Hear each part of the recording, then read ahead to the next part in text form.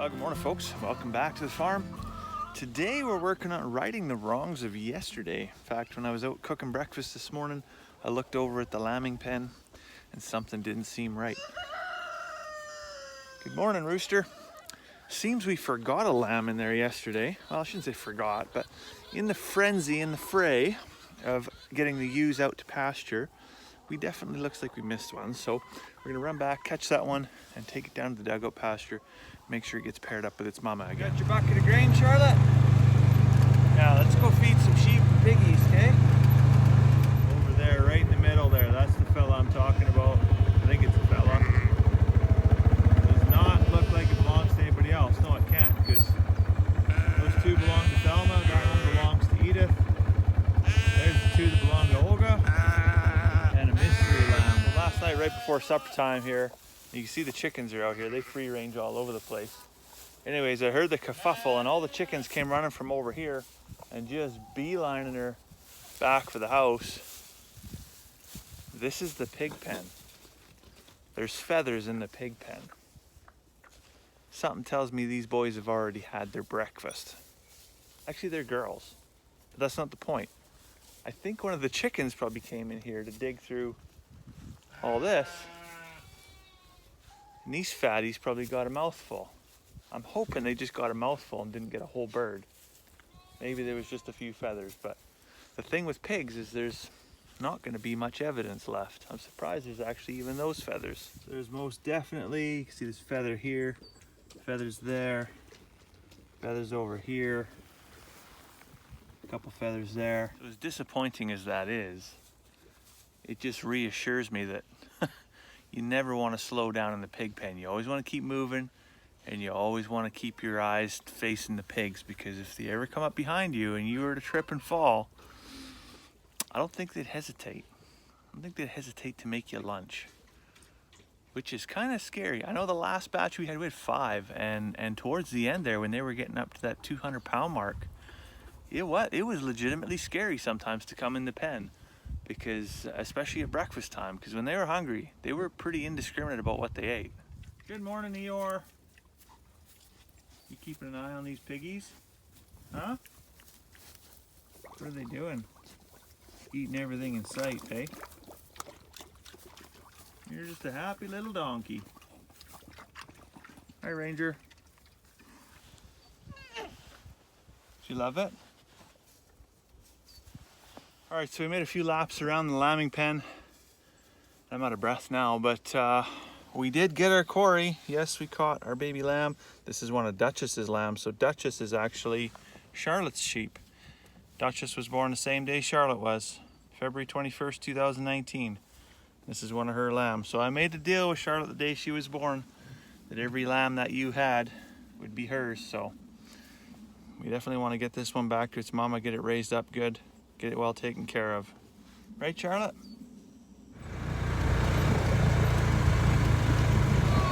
So if you're wondering whether or not this guy's going to be able to find his mama or not, I think they found each other. Come on, silly goose. Go through the open gate. Oh, of course not.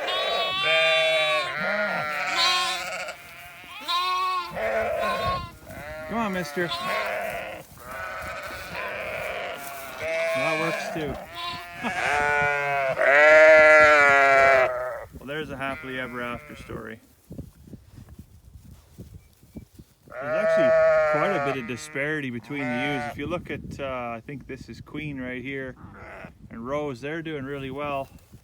Then you get into some of the Shetland Dorset crosses like Lottie, Beatrice over there. The conditioning is quite a bit less.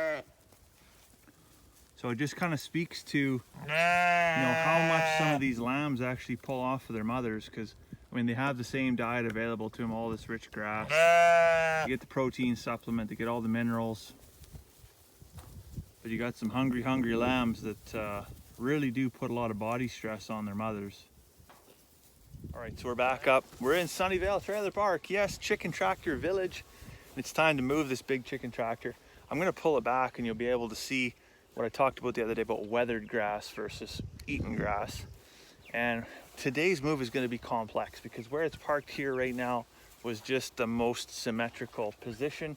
I just wanted to have it right beside the other chicken tractor so they would kind of block the wind. But when we built this, we built it out of an old carport frame, and it's 10 feet wide. And last year I thought, well, that's fantastic because we can just run it down between the rows of trees. Well, it turns out the rows of trees are 9 feet wide, except for that first one, because it starts off about 10.5 feet wide and narrows down to 9 feet wide. Super good at measuring.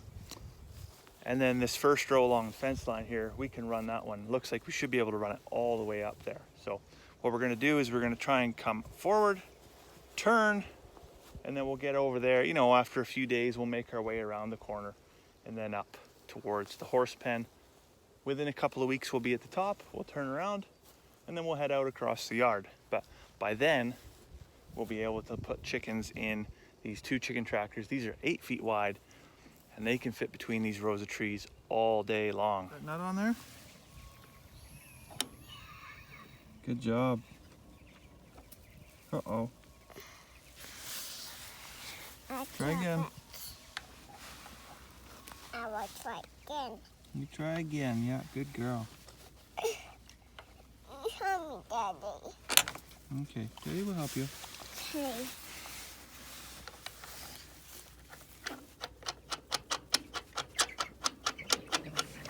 Yay, we did it.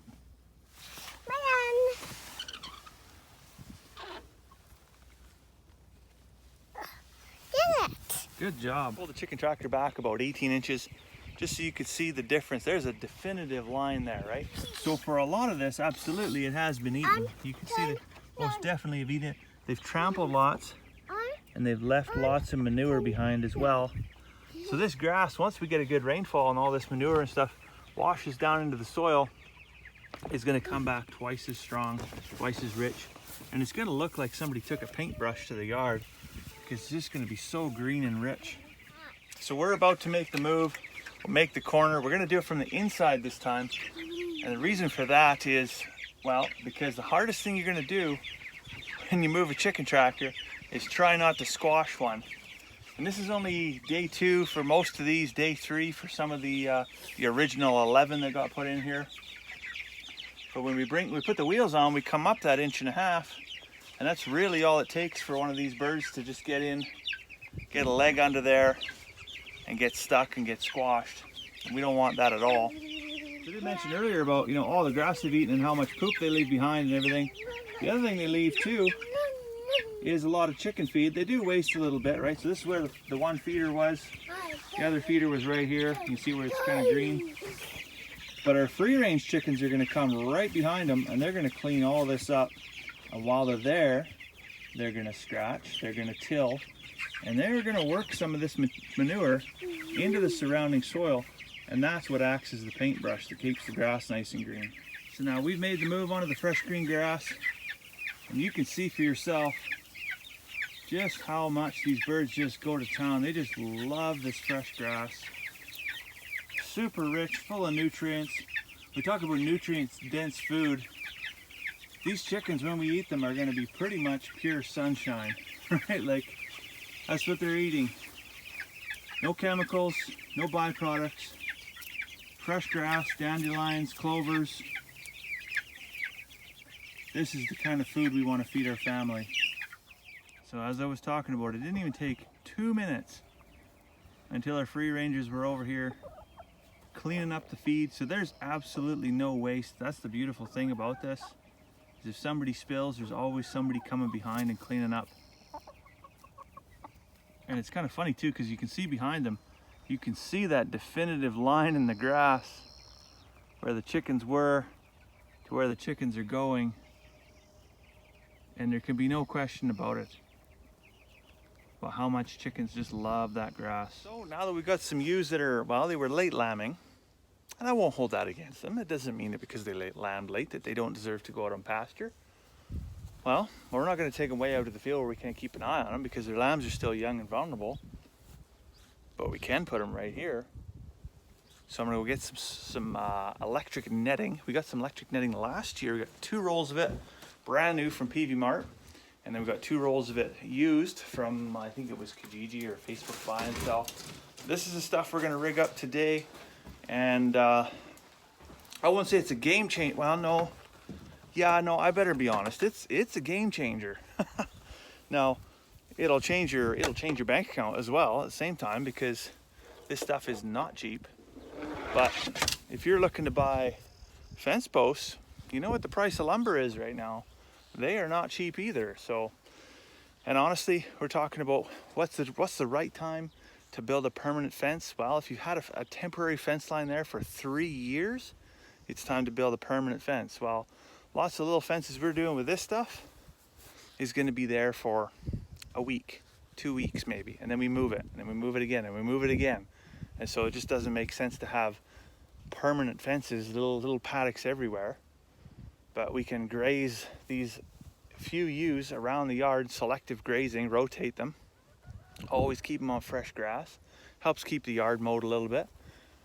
They then poop and return organic matter back to the soil, closing the loop, right? Keeps things much easier, much cleaner, much nicer, much healthier for the sheep. All in all, it's a big win. All right, well, we got our fence up. And this is really easy, right? This is 140 feet of netting, super easy, quick to install, like 5 minutes. And I've subsequently just doubled the amount of space that these sheep have. As you can see, Ranger is about to learn a lesson because he wants to come through here. So we're gonna have to get him out. But we're gonna put the charger on this thing, and he's gonna change his mind in a hurry as a pup. He's never tasted how spicy this stuff can be. Ben learned last year and never again. So let's go plug that thing in. Now, when it comes to actually plugging an electric fence, one of the most important things is the ground rod. So I could put a ground rod up here, but the soil conditions are actually better closer to the pig pen. There's more organic matter, there's more moisture down there, subsequently more connectivity. The better the connectivity, the deeper the ground rod, the more snap she's gonna have, and the less puppies are gonna be inside this little fence. When I talk about good soil conditions down here at the pig pen, you've seen some of the other areas of the yard where soil compaction and heavy clay is so heavy that I could pound on a ground pen like this. In fact, we did one beside the shop. I think it took me 3 days to get it pounded into the earth. Well, we're gonna go ahead and knock this thing in and see how long it takes.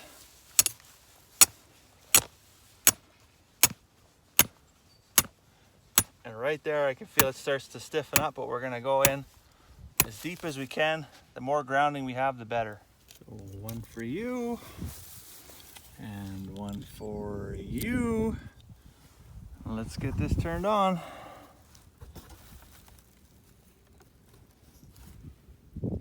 Boom. Now, I don't particularly want to be cruel to any animals, but we know somebody's going to touch something they shouldn't here sooner or later. Maybe one of these chickens. Let's just wait and see what happens. Well, I missed it, but that chicken just got lit up. Probably not going to want to do that again. Now, Ranger's going to learn, I'm sure he's going to learn right away what an electric fence is here.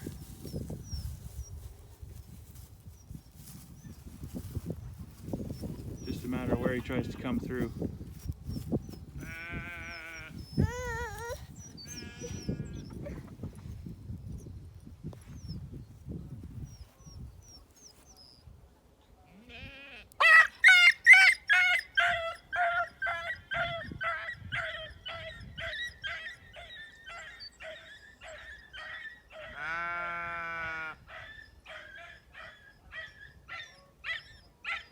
Say that lesson was learned in a hurry.